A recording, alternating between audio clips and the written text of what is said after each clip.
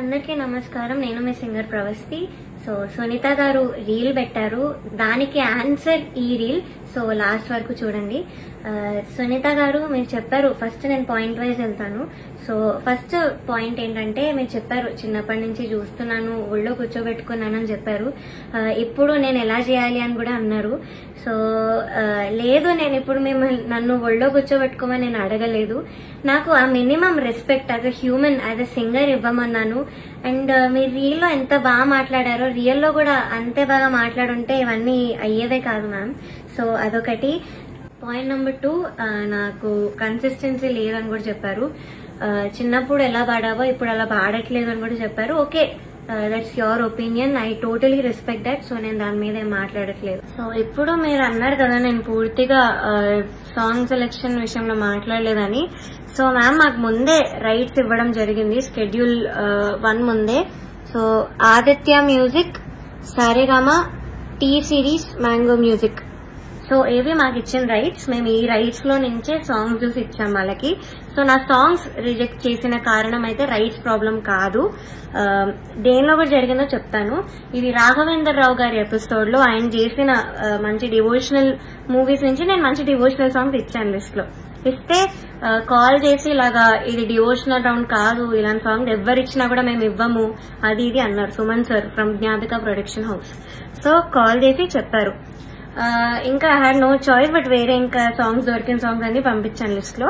But చూస్తే ఒక అమ్మాయి మాత్రం అదే డివోషనల్ సాంగ్ పాడింది. అండ్ తను కూడా ఎన్ని పిచ్చింగ్ ఇష్యూస్ చేసినా మళ్ళీ అదే మంచి కామెంట్స్ ఇచ్చారు, దట్స్ ఫైన్. అండ్ షార్ప్ పాడుతుంటే మీరేమో సైగలు చేశారు. Instead of pointing that out in the judgement మీరు అది చేయలేదు. మరి ఇదేంత ఫేవరెటిజం కనిపిస్తుంది, అందరికీ కనిపిస్తుంది ఈ పాయింట్ లో. అండ్ మీరు ఇది ఆన్సర్ చేయండి, ఎందుకు సైగలు చేశారు జడ్జ్మెంట్ లో చెప్పకుండా, ఇది ఒక్కటి ఆన్సర్ చేయండి మ్యామ్. అండ్ జడ్జ్మెంట్ గురించి మాట్లాడుతున్నాం కాబట్టి ఈ యొక్క ఎపిసోడ్ లో Ilaiyaraaja sir, SPB sir episode లో మీరు ఒక పాటకి లేకుండానే ముందే జడ్జ్మెంట్ ఇచ్చి వెళ్లారు. కన్యాకుమారి అనే పాటకి మీరు ఆ రోజు ఏదో ఎక్కడికో వెళ్ళాలి అని ఆ పాట వినక ముందే మీరు కామెంట్స్ ఇచ్చేసి వెళ్లిపోయారు. అది ఎలాంటి కామెంట్ అయినా, ఒరిజినల్ సాంగ్ గురించి అయినా ఏదైనా కూడా జడ్జ్మెంటే. సో మీరు ఇలా చెప్పేసి వెళ్ళిపోయారు సాంగ్ వినకుండానే. సో అదొకటి. అండ్ మీరు రీల్లో నేను పేర్లు మెన్షన్ చేశాను చెప్పారు. ఎస్, నేను గాయత్రి అక్క ఇంకా శ్రీధృతి పేరు మెన్షన్ చేశాను. కానీ మీరు ఇంకేదో ప్రణతి ఇంకా శ్రీలలిత అని చెప్పారు మీ రీల్లో. నేను ఈ 2 నేమ్స్ ఎక్కడా కూడా వాడలేదు, వీడియోలో కానీ ఇంటర్వ్యూస్ లో కానీ ఎక్కడా ఎత్తలేదు. సో మీరు ఎక్కడి నుంచి విన్నారో ఎవరి నుంచి విన్నారో తెలియదు మ్యామ్. నా వీడియో ఒక్కసారి చూడండి, నేను దానిలో చెప్పలేదు, ఈ పేర్లు అయితే అస్సలు ఎత్తలేదు. అండ్ శ్రీలలిత గురించి కూడా నేను ఎప్పుడు మాట్లాడాను, బికాస్ చాలా నాలెడ్జ్ ఉన్న అమ్మాయి, షీఈ్ అన్ అమేజింగ్ సింగర్. నేను తన గురించి అసలు మాట్లాడను. సో నా క్వశ్చన్స్, నా యాక్చువల్ క్వశ్చన్ కి మీ ఆన్సర్ రాలేదు, విచ్ ఇస్ లిరిక్స్ మర్చిపోయిన వాళ్ళు ఎందుకు టాప్ లో ఉన్నారు. I'll also give you the songs. చమ్కీ లాంగీలేసి పల్లవి స్టార్టింగ్ అయితే తను మర్చిపోయింది, అది మీరు కామెంట్స్ లో చెప్పలేదు. అండ్ సీతారామచరితం దానిలో కూడా లిరిక్స్ మర్చిపోయారు, అది కూడా మీరు కామెంట్స్ లో చెప్పలేదు.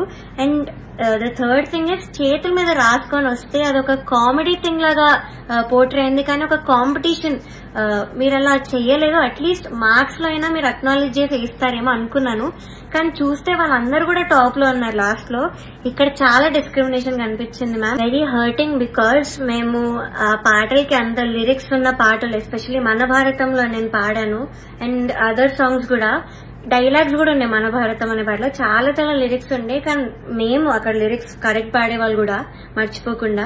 మేమందరం అంత హార్డ్ వర్క్ చేసుకునే, అందరు సింగర్స్ కి తెలుసు ఎంత కష్టమో లిరిక్స్ గుర్తుపెట్టుకోవడం తక్కువ డ్యూరేషన్ లో. సో మేమంతా హార్డ్ వర్క్ చేసి ఆ స్టేజ్ మీద లైట్స్ కి టెన్షన్ లో మర్చిపోకుండా పాడడానికి అంతా ట్రై చేసి పాడాక కూడా మీరు మర్చిపోయిన వాళ్ళకి, చేతి మీద రాసుకొని వచ్చిన వాళ్ళని అంత అప్రిషియేట్ చేస్తే మాకు డెఫినెట్లీ హర్టింగ్ ఉంటుంది మ్యామ్.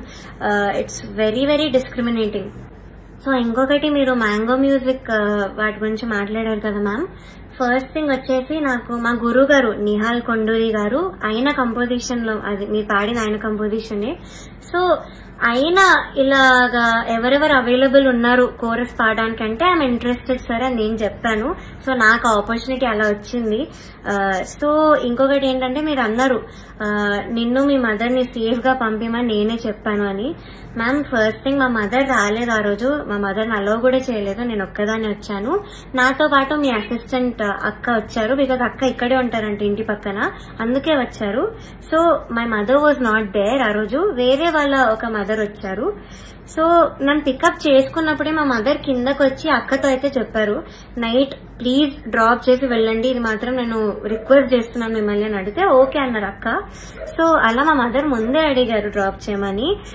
ఆ రోజు చాలా లేట్ అయింది, స్టార్ట్ అవ్వడమే చాలా లేట్ అయింది, నాకు చాలా ఫీవరిష్ కూడా ఫీవర్ ఉండే చాలా ఆ రోజు. సో వెళ్లేటప్పుడు అక్క మాత్రం నన్ను డ్రాప్ చేసి వెళ్లారు అని చెప్పారు కూడా, మా ఇల్లు మీ ఇంటి పక్కనే, సో అందుకే నాకు కుదిరిందని కూడా చెప్పారు. సో నాకు ఆపర్చునిటీ అయితే అలా వచ్చింది మ్యామ్, త్రూ మై గురువు గారు నిహాల్ కొండూరి సార్. ఇది కూడా అన్నారు, నువ్వు ఇదెందుకు చెప్పలేదు, నాకే నీతో వచ్చి మాట్లాడాను క్లాసికల్ రౌండ్ లో అని చెప్పారు. సో ఓకే, నేను ఇది మాట్లాడాలి, దీని గురించి చెప్పాలి. సో ఏమైందంటే నేను పాడలేను పల్లవైన అనే పాట పాడాను క్లాసికల్ రౌండ్ లో. యాజ్ మ్యామ్ చెప్పినట్టు క్లిక్ ఒకటి వెళ్ళింది, మృదంగం ఒకటి వెళ్ళింది. So I had to follow click follow అయి నేను పాడాను, ఐ డోంట్ మిస్ ఎనీ స్వరం.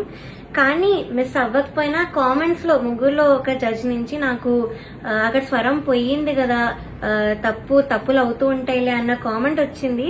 సో అది మార్క్స్ మీద ఎఫెక్ట్ అవుతాయేమో అని నేను అప్సెట్ అయ్యాను. ఆఫ్ కోర్స్ అప్సెట్ అయ్యాను, కాంపిటీషన్ ఉన్నప్పుడు నా ప్లేస్ లో ఎవరైనా అప్సెట్ అవుతారు అని మేబీ మీరు చెప్పినట్టు బీయింగ్ 19 year old నా ఏజ్ కూడా ఇష్యూ ఏమో, బట్ నేను అప్సెట్ అయ్యాను.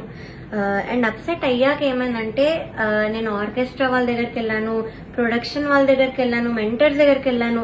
సార్ ప్లీజ్ మీరు ఈ జడ్జెస్ కి పాస్ చేయండి, నా తప్పు లేదు అక్కడ, కానీ కామెంట్స్ అలా వచ్చేసా నాకు కొంచెం భయం వేస్తుంది మార్క్స్ లో పడుతుందేమో అని. సో ఇది నేను అన్నిసార్లు వెనకాల పెడితే వాళ్ళు వచ్చి మీకు చెప్పారు, అది మీరు విన్నారు, నేను చూసా వాళ్ళు చెప్పేటప్పుడు మీరు విన్నారు, దెన్ మీరు రియలైజ్ అయ్యి వచ్చి నాతో మాట్లాడారు, అది నేను చూసాను మ్యామ్.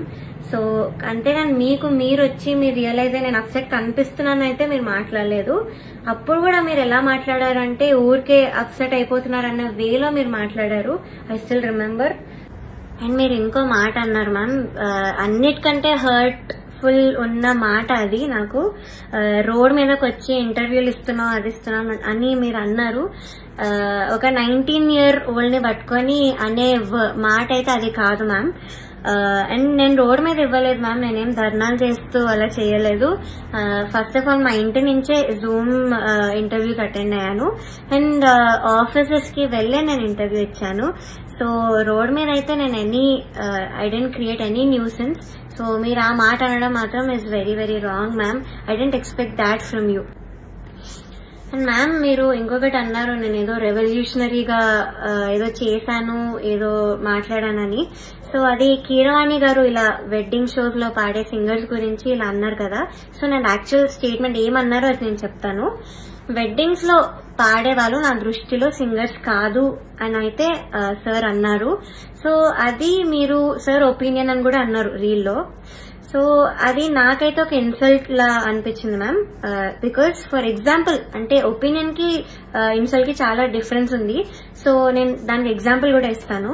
ఇప్పుడు నువ్వు చేసే పని నాకు నచ్చదు అంటే అది ఒపీనియన్, నువ్వు చేసే పని అసలు అది నువ్వు మంచివే కాదు, నువ్వు పని చేస్తే నువ్వు మంచోడివే కాదు అని అంటే దట్స్ అన్ ఇన్సల్ట్. సో నాకు ఇది ఇన్సల్ట్ అనిపించింది and it's my opinion ma'am. Also మీరు ఒక వర్డ్ అన్నారు, ఓటమిని తీసుకోలేకపోతుంది అని.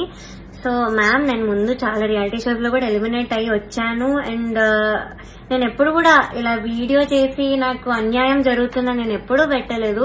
ఒక్కసారి మీరు చూడండి, అండ్ నా ఏజ్ చూసుకొని మీరు అజ్యూమ్ చేసుకోకండి ma'am. Though I'm 19 years old, I have enough experience. నాకు 15 years ఉంది మ్యామ్ ఎక్స్పీరియన్స్ రియాలిటీ షోస్ వాటిలో, and I know how to take a failure.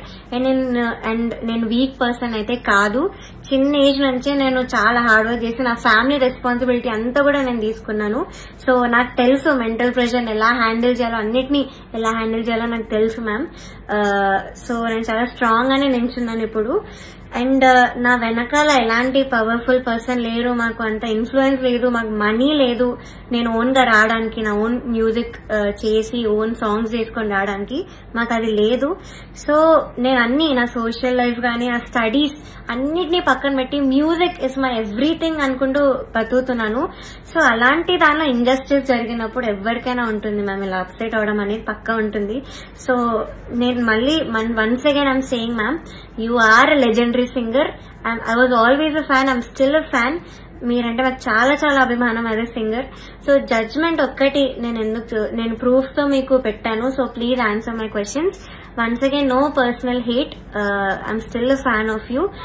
So ఇదొక్కటి నేను చెప్పాలనుకున్నాను ma'am. Thank you so much. Hello, Telugu Rajyam channel చూస్తున్నారా?